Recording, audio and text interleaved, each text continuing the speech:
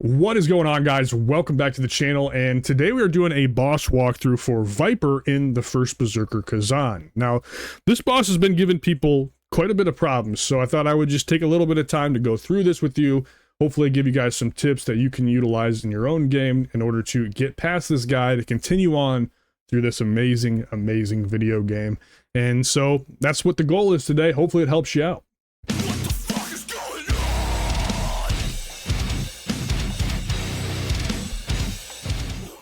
Okay, so Viper's very difficult. He is the first real skill check boss that you come across in this game. Difficult for a few reasons. One, very early on in the game, as you can see, we're very low level at this point and don't have a lot of great equipment. He's also a two-phase boss fight, meaning and not just two phases, but two full health bars. You have to kill him twice, essentially, to get past the fight, which is a little bit of an endurance test. And then third, he's very fast, and obviously fast bosses and Souls-likes are typically the most difficult. Slower boss fights are much more tolerable, usually, at least for me, and this guy's very agile, so puts up a very stiff challenge. But what we're looking at here, guys, is just a little screenshot, kind of showing you what my level was at the time. I was 28 when I beat Viper. Here's my stats here, and then as far as my armor set, I was going a really weird set here. This is not what I would recommend doing, honestly. Because I had 3 pieces of Soul Cleaver armor on, which gave me health recovery upon an enemy being defeated, obviously, which is inconsequential for a boss fight. But it did give me 100 max stamina, which was very helpful. If I was doing this over again, I would highly recommend just going a full Hunter armor set. Hunter gives you increased damage to Dragonkin, and since Viper is a dragon, that will very much be of use to you in this fight itself. I would highly recommend going dual wield, though, for this fight as opposed to a greatsword or a lance. We will talk about that in just a second. But as far as the equipment goes, I would look for a full Hunter set to make this a little bit more easier for you. Okay, next thing I want to look out here is the skill tree for how I set up my dual wield class. Really not that important as far as all of this stuff. The only thing that I would highly recommend that you guys utilize in this fight is this attack right here. So the right side of the swift attack tree, this kind of hurricane or tornado attack, this is very crucial for this boss fight because Viper's weak spot is his head. And when using this swift attack combo, you basically throw 2 light attacks and then you can hit a heavy attack, and what it'll do is it'll actually jump up and kind of spin his blades in the air.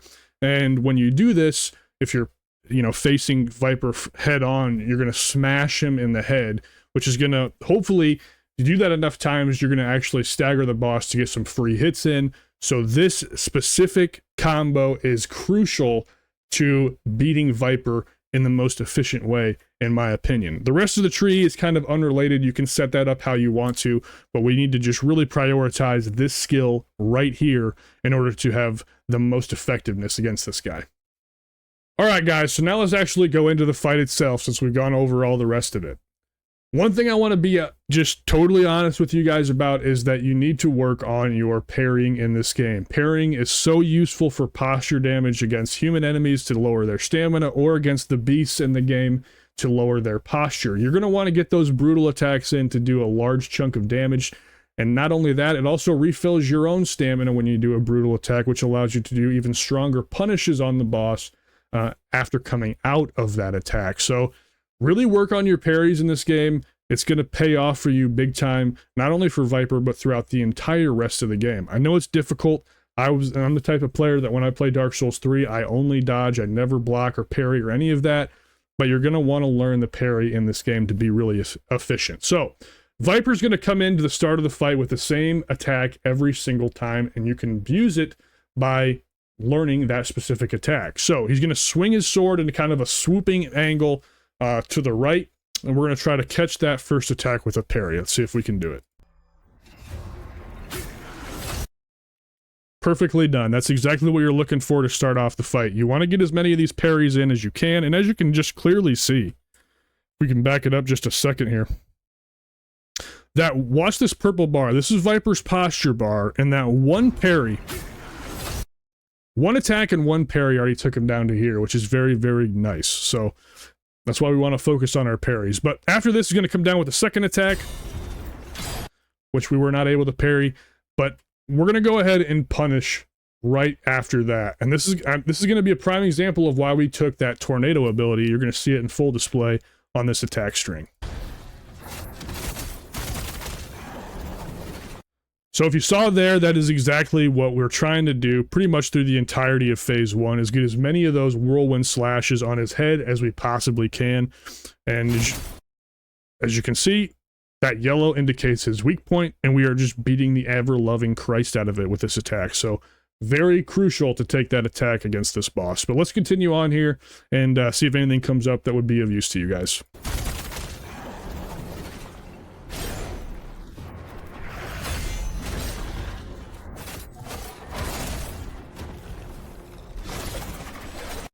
Now, these throw attacks are definitely kind of a pain in the ass, but you can start to diagnose these, and you can start to kind of see him set up for these throw attacks.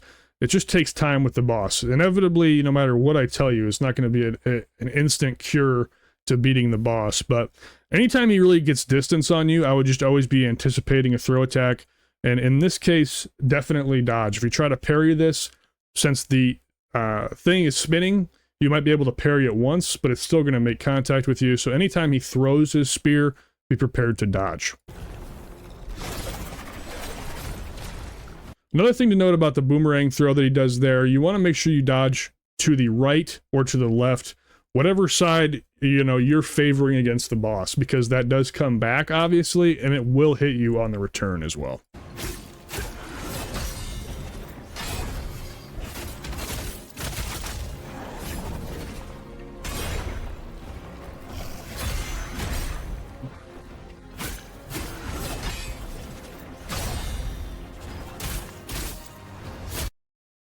Again, that's exactly what we're trying to do. This is another great opportunity to hit his weak spot with dual blades. If you do get some distance on him and you can come in with heavy attacks, the heavy attacks with the dual wield weapons are overheads. And if you can get lucky, you can land those overheads on his head, which we were able to do right here. So that 3-hit combo all hit his weak spot, which is really, really good.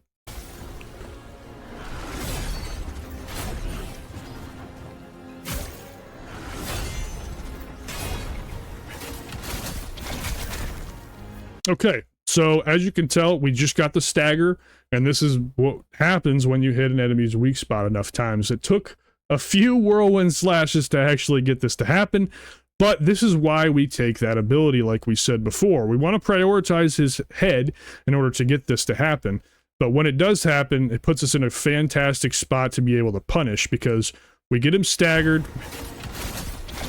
Right there, he is staggered, and you can see his posture is just about to break, so we can really punish Viper in this exact situation.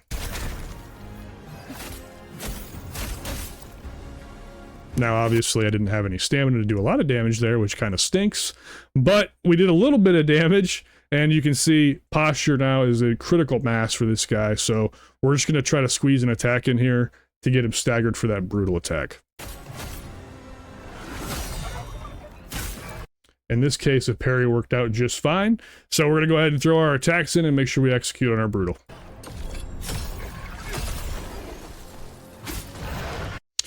So just like that, we are over halfway done with phase 1.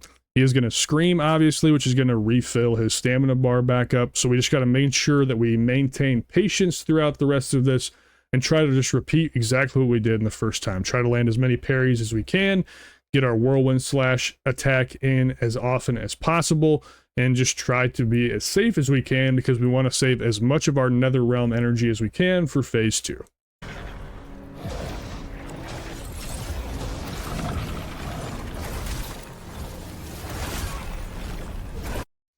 Now, this is the attack that he does every single time that he comes out of a brutal attack, is this kind of whirlwind attack that he does here.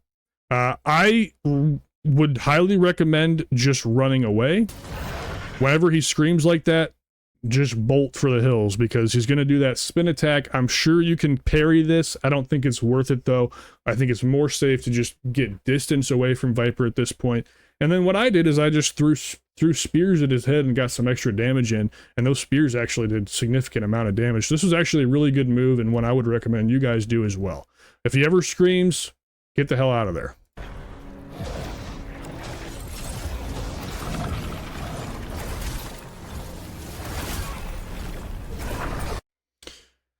Now, the jump attack is always one that I would try to dodge. Again, this is another attack that you can parry as well, but we're going to go ahead, I'm assuming, and dodge here. It's just a lot easier for me to time a dodge when an enemy jumps at me, as opposed to trying to counter the... trying to land a parry exactly when the guy makes contact with the ground. So I would imagine we'll see a dodge here. Okay, we're not going to see a dodge here. I'm going to get smacked right in the fucking face and not even try to avoid it. I would recommend if he jumps in the air, be prepared to dodge. If he hits you, he hits you. But that's... how embarrassing. Let's continue.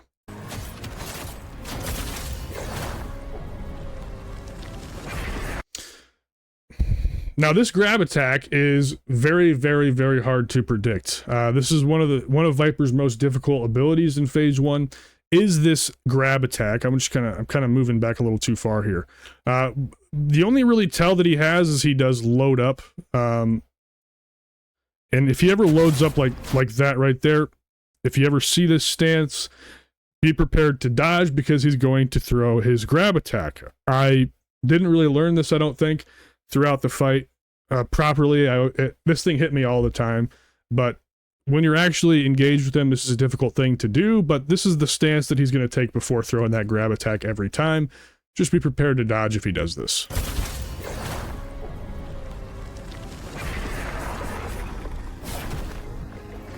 I got incredibly lucky there. Clearly. Barely any health left there, but we're going to go ahead and use our first netherworld energy to refill our HP, and then obviously we're going to try to make sure that we stay as clean as we can throughout the rest of Phase 1, so we have as many Nether Realm energy as we can possibly have going into Phase 2. That didn't work.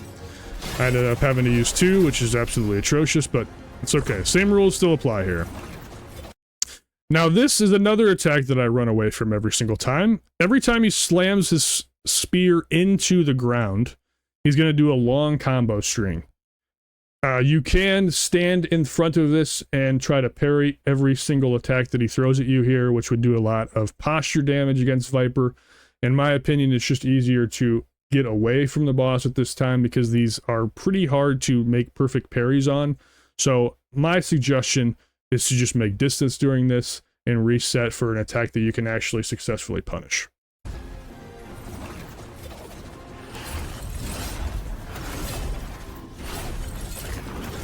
And miss spears, apparently, while you're at it. Gotten a lot better at this game since then. Okay, there's a nice dodge on the jump attack. We finally got it there.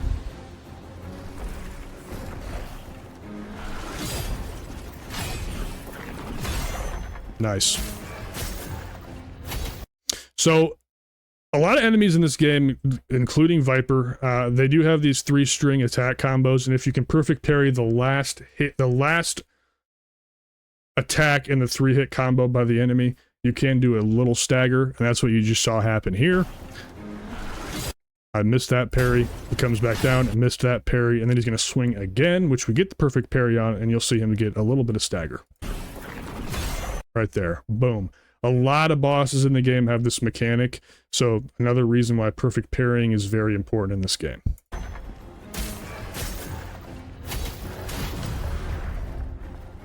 And just like that, that is the end of Phase 1, and we are transitioning into Viper Phase 2. Phase 2 Viper, much different story, very, very difficult. Let's jump in here and diagnose it. He's always going to start out with this, basically this downward strike every single time. So you can prepare for this and get ready for a parry. Or a dodge. And we're going to go ahead and punish that as much as we can. Before we get into this Phase 2 too much, I do want to also mention his head is still his weak spot in Phase 2, meaning that our Whirlwind Slash is still going to be super effective against Viper. So anytime we can get that in at a safe moment, we're going to want to utilize that. Again, guys, you're going to have to learn this boss. There's not a secret phrase I'm going to be able to say to y'all to be able to help you just immediately bash through this guy.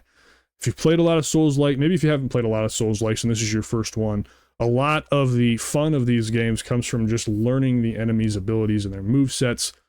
Viper does have a different moveset in Phase 2, so you're just going to have to learn his timings and his moves and be able to adapt. That's the whole fun of these games, so don't get too frustrated. Enjoy the process, but with that being said, let's just continue.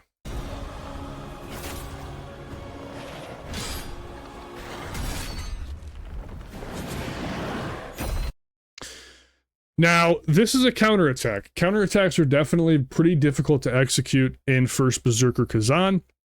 And essentially how they are done is you hold the block or parry button, and right as the enemy makes contact with your character, you hit circle, and that will initiate a counterattack. These are very, very risky because if you miss, then the enemy will do full damage to you. So it doesn't act like a block or a parry or anything. You just straight up get smoked.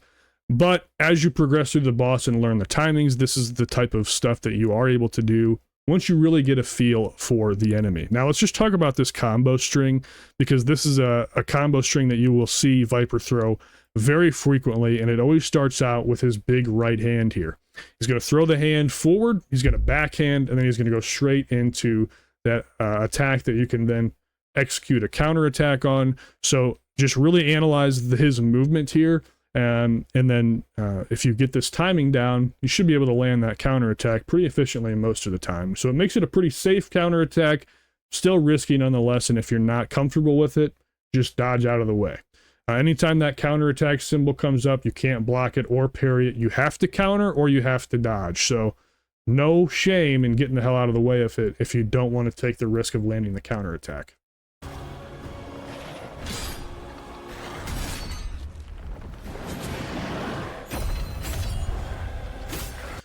Counterattacks are great though because they do a significant amount of damage, and they also leave the enemy vulnerable for a follow-up where they just absolutely take a beating. So very nice to do, but again, the risk is still there. It's a very high risk, high reward ability. Use it at your own risk, essentially. So let's continue beating them up.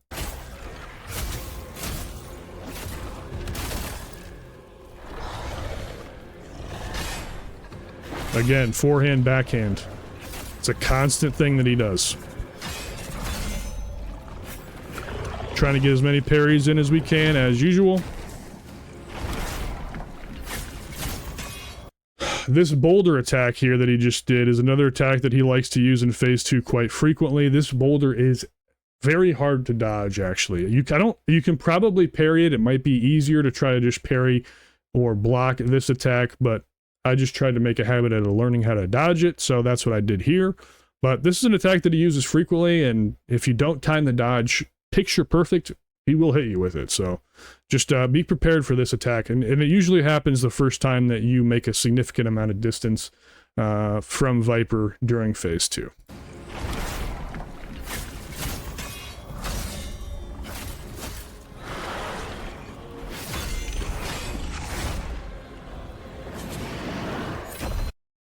Again, he throws a counterattack at me there, and as you can see right before that,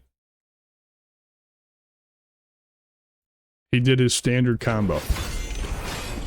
Forehand, backhand, right into this again. So I've got this timing down. I'm pretty confident in my ability to hit this counterattack, so we went for the counterattack again here. Heavy punish after. Got him in a stagger state, which is absolutely beautiful. We're going to do as much damage as we can. Throw the brutal attack. Boom. First, look at that.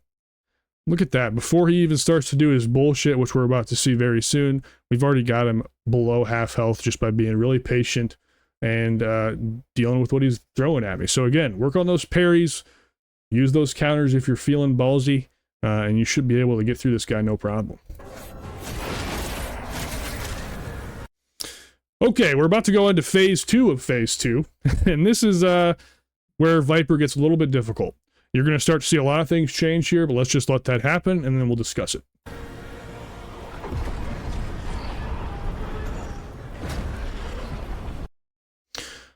So phase 2 of Viper, he does the traditional spin attack that you would see from the brutal attack aftermath in phase 1.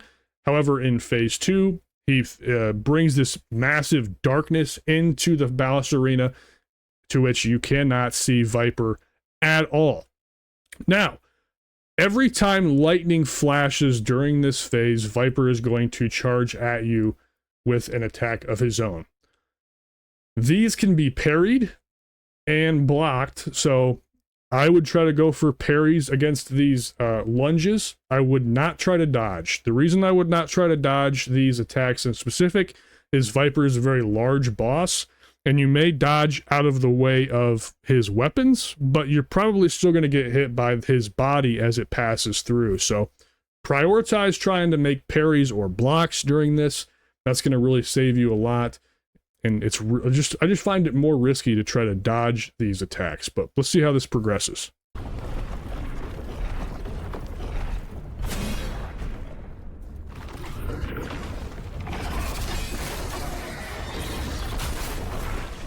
Okay, this is a good example. I actually dodged and took damage, so that's exactly what I was looking for. So let's back up here to the very beginning of the fight. Now you can obviously see Viper due to his eyes.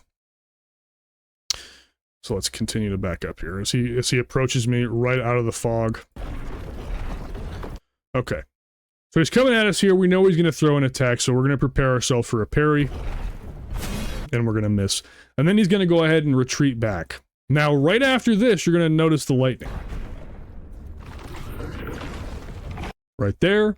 We get lightning. He does this lunge. The first one we block. And as you can see, we block, we take no damage. If my time bar would get out of the way, we take no damage. Everything is good here. I actually did try to dodge the second one, and this is a prime example of why I said not to dodge. So as you can see, my dodge animation went through. He didn't hit me with the front of the attack, but he hit me with his tail or something on the way out. And as you can see down here where my health bar is, I did take a significant chunk of damage, and when I have no Netherrealm energy left to use, this is not damage I can afford to take.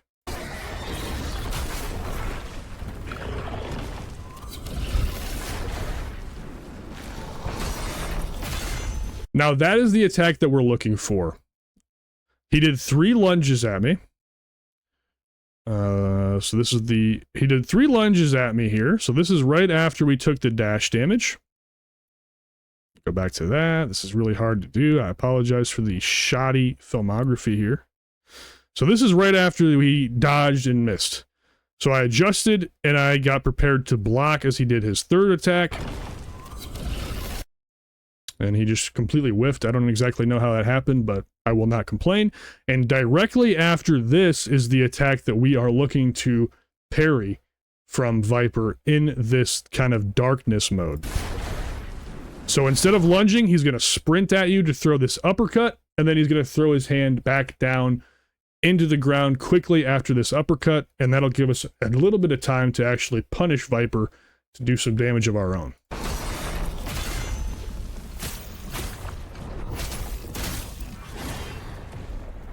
And then we're back to the same thing. He's going to go into the darkness, he's going to lunge with the lightning, we're going to be prepared to block that. And then, well, that was only 1 lunge, and then it was back into the uppercut slam combo, which gives us yet another window to do damage to Viper.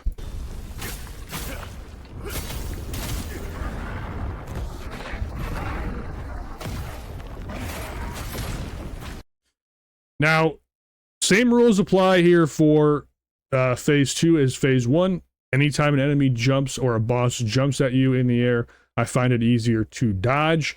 Just be prepared because Viper phase 2 does a jump attack, lands on the ground, so you want to dodge that. And then he does an AoE burst as well, so you want to make sure you get out of the way of that. I did not, took a significant amount of damage. So just be prepared. Again, if you ever see him leap in the air like this, be prepared to dodge.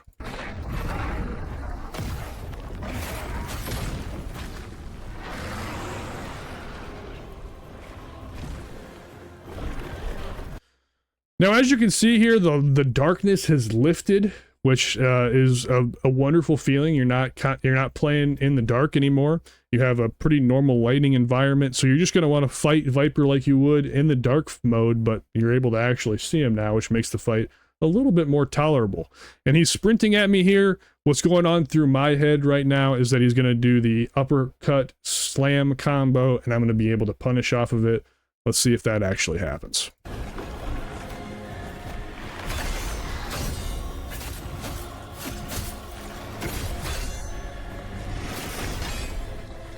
He was actually very generous and threw it twice.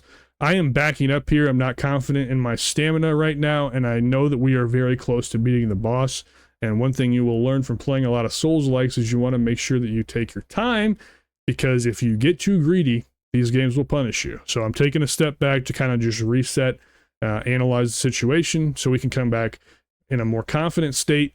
Again, we are very low on HP, he is very low on HP, and I have no healing. So we want to make sure we do everything we can to be as perfect as possible, and I want to make sure I secure the kill here. That's why I'm creating distance, just to kind of reset.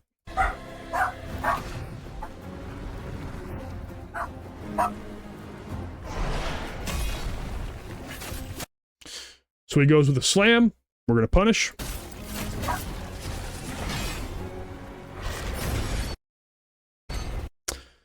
So right there, he did a uppercut slam combo. Again, this is something we've talked about many times through this walkthrough. This is a great opportunity to punish. However, I was exhausted at this point, so luckily I got the block in to not take damage. However, I'm not able to punish here. Totally fine. Again, it just gives us some more time to mentally reset in order to come back at this guy when we're confident to finish this fight off.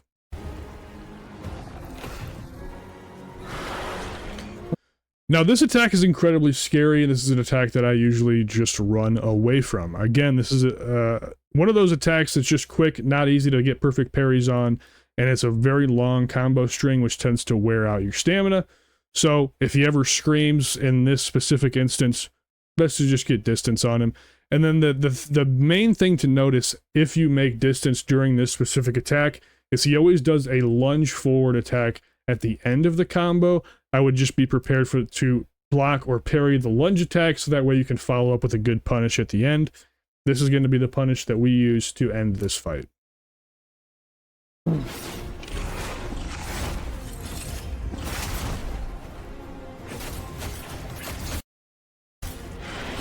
There it is. So that's it, guys. Honestly, just make sure that you stay patient, work on your parries, try to play cautious. I mean, this is all common Souls stuff that if you've played Souls games, you kind of know you need to be patient and find your openings. If this is your first Souls game, be patient with it. Learn his combos, learn when you can punish. Definitely take dual wield weapons into this with Whirlwind Slash. That's going to help you for some extra damage opportunities by getting staggers. But ultimately, you guys can do this, man. This fight is difficult. Very rewarding when you finally get him taken down, though, and I know you guys have it in you to get this one done. But anyways, hope this one helped you guys out. If you have any other questions, feel free to leave them down in the comments below. I'd be happy to talk to you guys down there. And with all that being said, that's all I got. I love you all. Thanks for watching. We will see you guys on the next video.